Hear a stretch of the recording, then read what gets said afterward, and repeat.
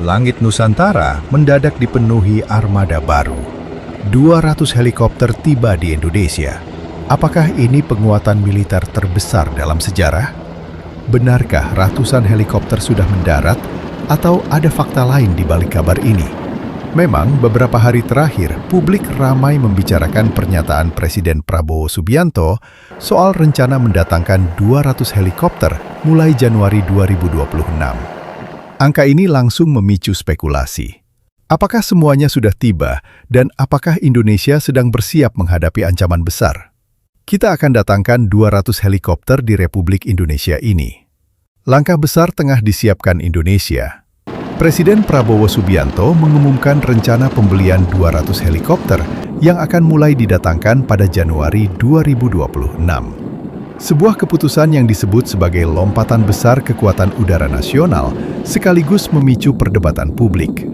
Namun, ada satu hal penting yang perlu kita luruskan agar tidak terjadi salah paham. 200 helikopter itu belum tiba saat ini. Yang disampaikan Presiden Prabowo Subianto adalah rencana pengadaan yang akan dimulai pada Januari 2026 dan prosesnya dilakukan secara bertahap, bukan datang sekaligus dalam waktu dekat. Artinya, ini adalah program jangka menengah hingga panjang. Pengadaan akan melalui proses kontrak produksi dan pengiriman. Jumlah 200 unit adalah target total, bukan pengiriman instan. Jadi, bukan 200 helikopter langsung mendarat bersamaan di satu pangkalan. Ini adalah rencana strategis besar, bukan kejadian mendadak.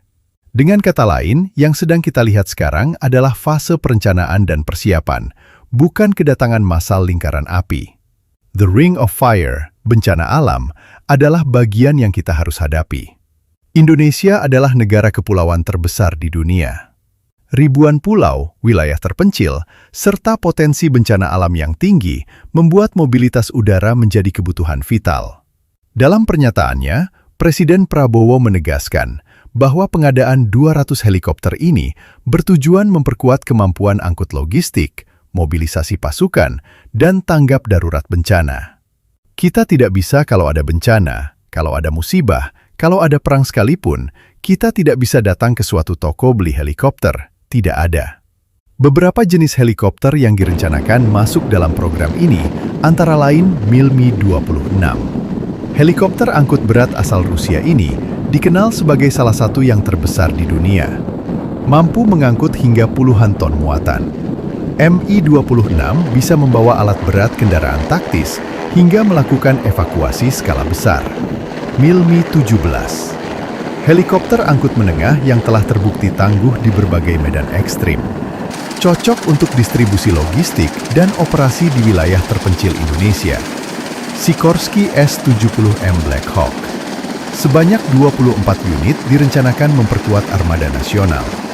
Varian modern dari keluarga UHI-60 Black Hawk ini dikenal luas sebagai helikopter serbaguna andal untuk operasi militer maupun misi kemanusiaan.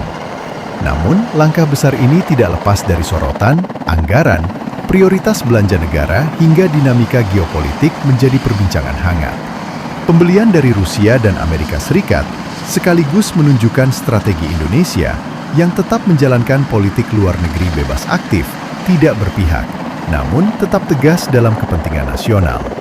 Di sisi lain, pemerintah menegaskan fokus utama bukan hanya kekuatan tempur.